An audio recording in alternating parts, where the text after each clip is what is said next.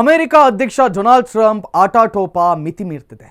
ನಾನೊಬ್ಬ ಶಾಂತಿದೂತ ಎನ್ನುತ್ತಾ ಅಧಿಕಾರಕ್ಕೆ ಬಂದಂಥ ಟ್ರಂಪ್ ವರ್ತನೆಯಿಂದ ಅನೇಕ ಕಡೆ ಬೆಂಕಿ ಹೊತ್ಕೊಳ್ತಾ ಇದೆ. ವೆನೆಜುವೆಲಾದ ವಶದ ಬಳಿಕ ಈಗ ಗ್ರೀನ್ಲ್ಯಾಂಡ್ ಮತ್ತು ಕ್ಯೂಬಾ ಮೇಲೆ ಟ್ರಂಪ್ ಕಣ್ಣಿಟ್ಬಿದ್ದಿದೆ.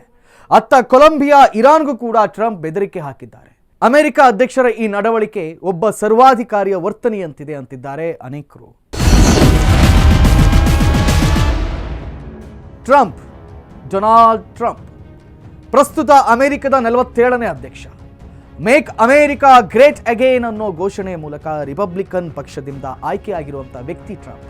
ತಾನು ಅಧಿಕಾರಕ್ಕೆ ಬಂದರೆ ಹಾಗೆ ಮಾಡ್ತೀನಿ, ಹೀಗೆ ಮಾಡ್ತೀನಿ, ತಾನೊಬ್ಬ ಶಾಂತಿದೂತನಂತೆ ವಿಶ್ವದ ನಾನಾ ಕಡೆ ಹಬ್ಬಿರುವಂಥ ಸಂಘರ್ಷದ ಬೆಂಕಿಯನ್ನ ಆರಿಸ್ತೀನಿ ಅಂತ ಹೇಳ್ತಾ ಇದ್ರು ಈ ಟ್ರಂಪ್. ಆದರೆ ಅಧ್ಯಕ್ಷನಾಗಿ ಆಯ್ಕೆ ಆಗ್ತಾ ಇದ್ದಂತೆ ಟ್ರಂಪ್ ವರಸೆ ಬದಲಾಗಿದೆ. ಟ್ರಂಪ್ ವರ್ತನೆ ಜಗತ್ತಿನಲ್ಲಿ ಶಾಂತಿ ಮೂಡಿಸೋದು ಬಿಟ್ಟು ಅಶಾಂತಿಗೆ ಕಾರಣವಾಗ್ತಿದೆ. ಇದು ಭಾರತವೂ ಸೇರಿದಂತೆ ನಾನಾ ದೇಶಗಳ ಜೊತೆ ಅಮೆರಿಕದ ಸಂಬಂಧ ಹದಗೆಡೋಕೆ ಕಾರಣವಾಗಿದೆ. ಜನವರಿ ಆರಂಭದಲ್ಲಿ ನಡೆದಂಥ ಸಂದರ್ಶನವೊಂದರಲ್ಲಿ ಟ್ರಂಪ್ ನನಗೆ ಅಂತಾರಾಷ್ಟ್ರೀಯ ಕಾನೂನಿನ ಅಗತ್ಯ ಇಲ್ಲ, ನಾನೇನು ಮಾಡ್ತೇನೋ ಅದು ಮುಖ್ಯ ಅನ್ನೋ ದಾಟಿಯಲ್ಲಿ ಮಾತಾಡಿದರು. ವೆನೆಜುವೆಲಾ ಮೇಲೆ ದಾಳಿ ಮಾಡಿ ಅಧ್ಯಕ್ಷ ಮುಡೋರ್ನನ್ನು ಕಿಡ್ನ್ಯಾಪ್ ಮಾಡಿದ ನಂತರ ಟ್ರಂಪ್ ತಮ್ಮ ನಡೆಯನ್ನು ಸಮರ್ಥಿಸಿಕೊಳ್ಳೋಕೆ ಮತ್ತೆ ಇದೇ ಹೇಳಿಕೆಯನ್ನು ಬಳಸಿಕೊಂಡರು. ಯಾವುದೇ ಅಂತಾರಾಷ್ಟ್ರೀಯ ಕಾನೂನಿನ ಅಗತ್ಯ ನನಗಿಲ್ಲ ಅನ್ನೋ ಮೂಲಕ ಇಷ್ಟು ವರ್ಷಗಳವರೆಗೆ ನಡೆದು ಬಂದಂಥ ವರ್ಲ್ಡ್ ಆರ್ಡರ್ ಅನ್ನೇ ಮುರಿಯೋಕೆ ಟ್ರಂಪ್ ಯತ್ನಿಸಿದ್ದಾರೆ. ಈ ಕಾನೂನುಗಳನ್ನು ಅಮೆರಿಕದ ಶಕ್ತಿ ಕುಗ್ಗಿಸೋಕೆ ಅಂತಲೇ ರೂಪಿಸಿದ್ದಾರೆ ಅನ್ನೋದು ಡೊನಾಲ್ಡ್ ಟ್ರಂಪ್ ಅಭಿಪ್ರಾಯ. ಹೀಗಾಗಿ ನಾನು ಈ ಯಾವ ಕಾನೂನುಗಳನ್ನು ಪಾಲಿಸಲ್ಲ ಅನ್ನೋದು ಟ್ರಂಪ್ ಆಂಬೋಣ. ಟ್ರಂಪ್ರ ಈ ನಡೆ ಅಮೆರಿಕದ ಸಾಂಪ್ರದಾಯಿಕ ಮಿತ್ರ ರಾಷ್ಟ್ರಗಳಿಗೆ ಆತಂಕವನ್ನು ತಂದಿದ್ದು ಅಮೆರಿಕ ಜೊತೆಗಿನ ಬಾಂಧವ್ಯವನ್ನದಲ್ಲಿ ದೊಡ್ಡ ಬಿರುಕು ಉಂಟಾಗಿದೆ. ಇನ್ನು ವೆನೆಜುವೆಲಾ ನಂತರ ಟ್ರಂಪ್ ಕಣ್ಣು ಗ್ರೀನ್ಲ್ಯಾಂಡ್ ಮೇಲೆ ಬಿದ್ದಿದೆ. ಡೆನ್ಮಾರ್ಕ್ ಒಪ್ಪಲಿ ಬಿಡ್ಲಿ, ಅಮೆರಿಕವು ಗ್ರೀನ್ಲ್ಯಾಂಡ್ ಅನ್ನ ತಮ್ಮ ವಶಕ್ಕೆ ಪಡಿತೇವೆ, ನಮಗೆ ಭದ್ರತಾ ಕಾರಣಕ್ಕೆ ಗ್ರೀನ್ಲ್ಯಾಂಡ್ ಬೇಕೇ ಬೇಕು, ಒಂದು ವೇಳೆ ಸರಳ ಮಾರ್ಗದಿಂದ ಸಾಧ್ಯವಾಗದೇ ಇದ್ರೆ ಬಲಪ್ರಯೋಗದ ಮೂಲಕವಾದರೂ ನಾವು ಗ್ರೀನ್ಲ್ಯಾಂಡ್ ಅನ್ನ ವಶಕ್ಕೆ ಪಡಿತೇವೆ ಅನ್ನೋದು ಟ್ರಂಪ್ ಧಮಕಿ. ಟ್ರಂಪ್ರ ಈ ವಾರ್ನಿಂಗ್ ಡೆನ್ಮಾರ್ಕ್ ಜೊತೆಗೆ ಅಮೆರಿಕದ ರಾಜತಾಂತ್ರಿಕ ಸಂಘರ್ಷ ಶುರುವಾಗೋ ಹಾಗೆ ಮಾಡಿದೆ.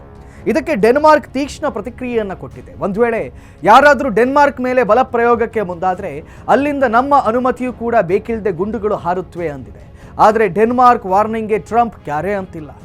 ಅಮೆರಿಕ ಈ ಕೆಲಸ ಮಾಡದೇ ಇದ್ರೆ ಅದಕ್ಕೂ ಮೊದಲೇ ರಷ್ಯಾ ಅಥವಾ ಚೀನಾ ಗ್ರೀನ್ಲ್ಯಾಂಡ್ ಅನ್ನು ವಶಪಡಿಸಿಕೊಳ್ಳುತ್ತವೆ ಅನ್ನೋದು ಟ್ರಂಪ್ ವಾದ. ಗ್ರೀನ್ಲ್ಯಾಂಡ್ನಲ್ಲಿರುವಂತಹ ಖನಿಜ ಸಂಪತ್ತು ಒಂದೆಡೆಯಾದರೆ ಮುಖ್ಯವಾಗಿ ಆರ್ಟಿಕ್ ಪ್ರದೇಶದ ಮೇಲೆ ಪ್ರಾಬಲ್ಯ ಹೊಂದಿರೋಕೆ ಅಮೆರಿಕಕ್ಕೆ ಗ್ರೀನ್ಲ್ಯಾಂಡ್ ಬೇಕು ಅನ್ನೋದು ಟ್ರಂಪ್ ಅಭಿಪ್ರಾಯ. ಇದರಿಂದ ನ್ಯಾಟೋ ಒಕ್ಕೂಟಕ್ಕೆ ಉಭಯ ಸಂಕಟ ಶುರುವಾಗಿದೆ.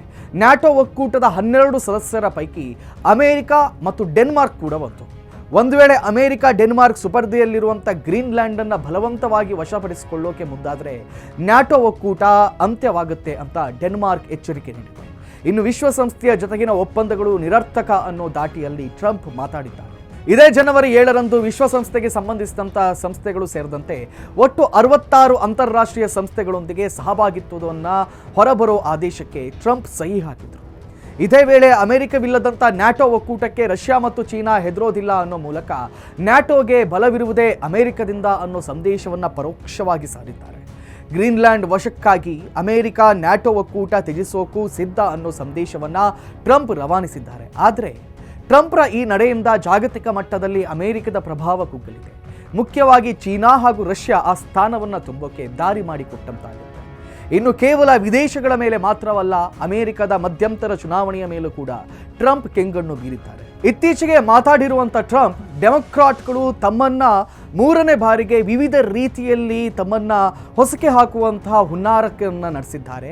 ಈ ವಂಚನೆಯ ಪ್ರಯತ್ನವನ್ನು ತಡೆಯೋಕೆ 2026ರಲ್ಲಿ ನಡೆಯಲಿರುವಂತಹ ಮಧ್ಯಂತರ ಚುನಾವಣೆಗಳನ್ನು ವಿಳಂಬ ಅಥವಾ ರದ್ದು ಮಾಡಬೇಕಾಗುತ್ತೆ ಅನ್ನೋ ಮೂಲಕ ಟ್ರಂಪ್ ವಿವಾದವನ್ನು ಸೃಷ್ಟಿಸಿದ್ದಾರೆ.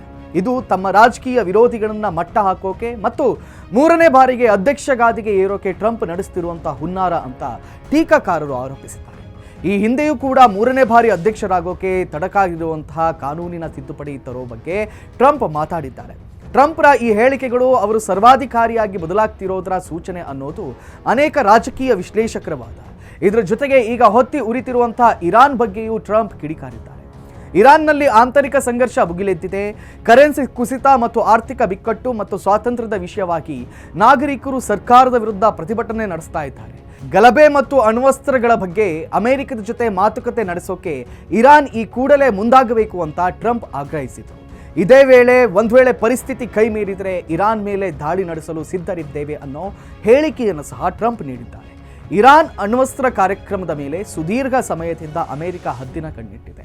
ಈಗ ಇರಾನ್ ಮೇಲೆ ಗರಿಷ್ಠ ಪ್ರಮಾಣದ ಒತ್ತಡ ಹೇರಿ ಅದರ ಪರಿಣಾಮ ಕಾರ್ಯಕ್ರಮಗಳ ಬಗ್ಗೆ ತಮಗೆ ಬೇಕಾದಂತೆ ಒಪ್ಪಂದ ಮಾಡಿಕೊಳ್ಳುವುದು ಟ್ರಂಪ್ ಉದ್ದೇಶ. ಆದರೆ ಅಮೆರಿಕ ಇರಾನ್ ನಡುವಿನ ಸಂಘರ್ಷ ಜಾಗತಿಕ ತೈಲ ಮಾರುಕಟ್ಟೆಯಲ್ಲಿ ಅಸ್ಥಿರತೆಯನ್ನು ಸೃಷ್ಟಿಸಿದೆ.